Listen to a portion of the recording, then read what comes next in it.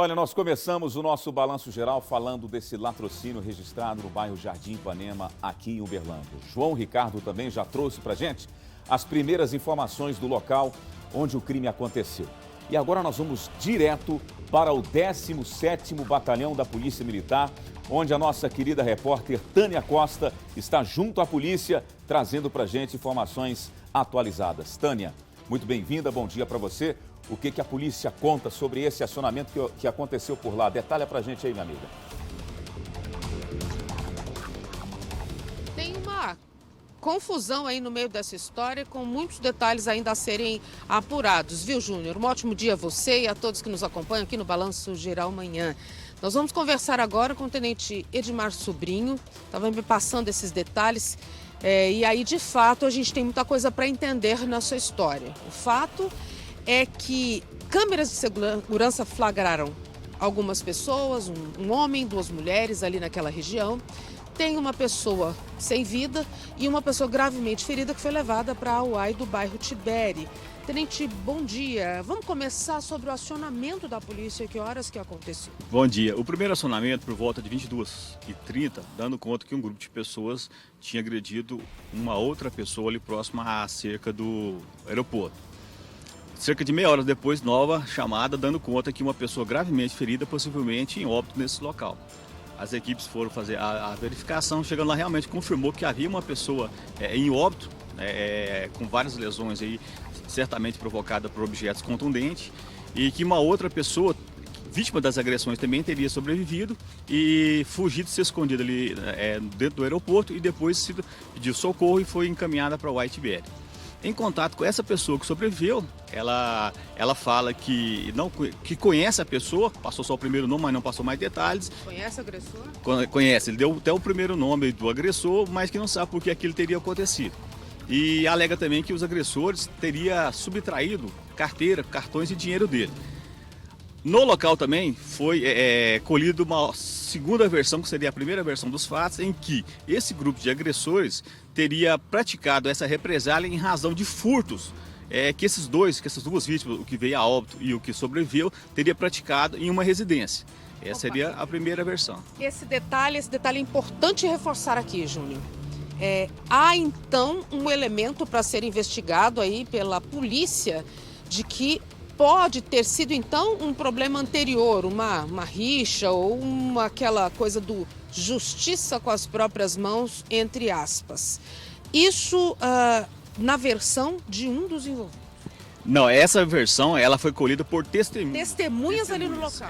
Os agressores, em princípio aí foi visto pelas câmeras um homem e duas mulheres e um gol, esses gols mais antigos, gol quadrado, esse pessoal ainda não foi localizado ainda.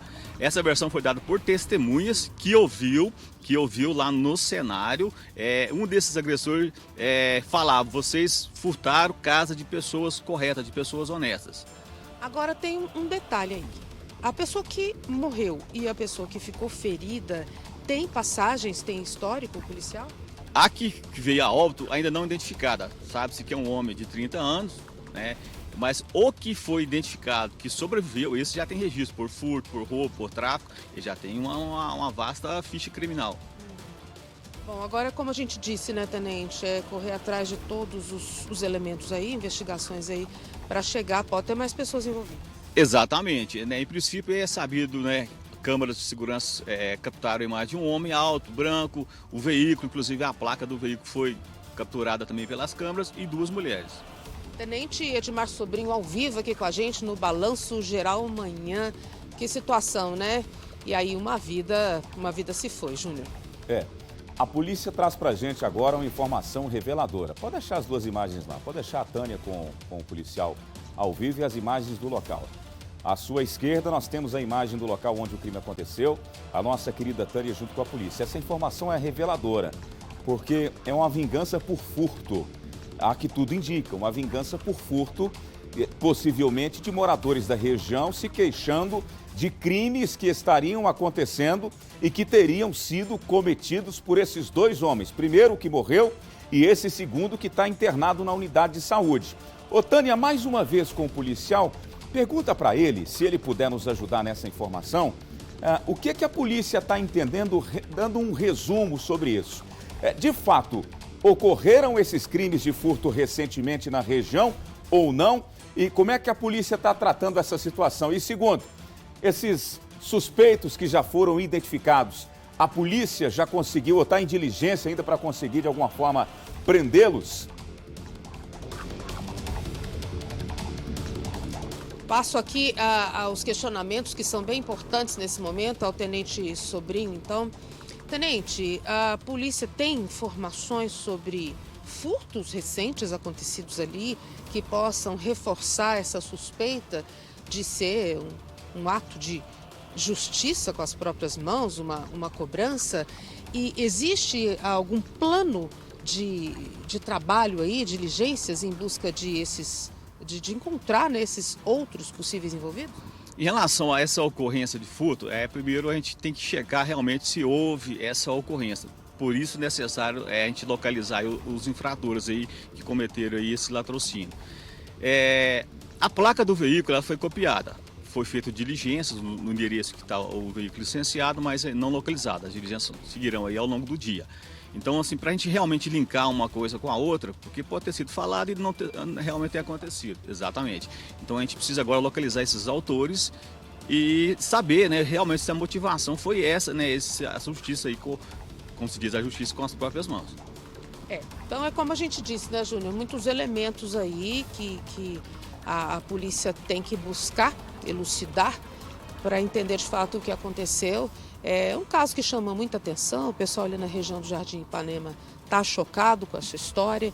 Estamos falando de uma vida perdida, a gente segue acompanhando toda essa situação, o trabalho da polícia ao longo do dia. Júnior. Ô, Tânia, muito obrigado, viu? Agradeço aí ao Tenente por gentilmente atender a nossa equipe de reportagem e ajudar a gente a entender essa história. Muito obrigado mesmo.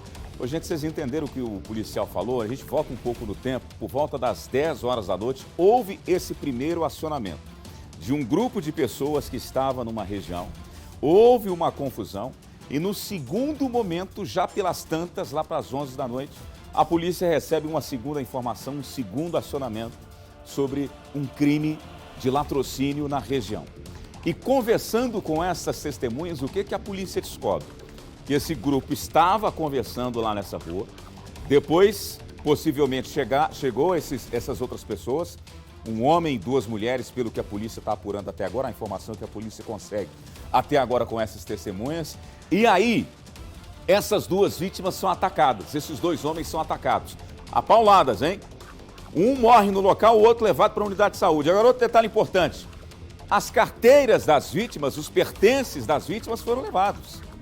Outro detalhe que gera uma confusão nessa história, mas a justificativa, a polícia ouviu da boca do rapaz que foi levado para a unidade de saúde que o crime teria sido cometido por vingança de furto.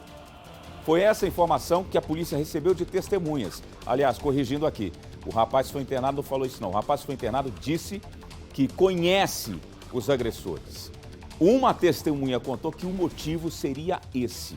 O motivo seria crimes que estavam sendo cometidos na região e que, no entendimento de quem atacou, quem teria cometido esses crimes são esses dois homens que foram atacados e um acabou morrendo.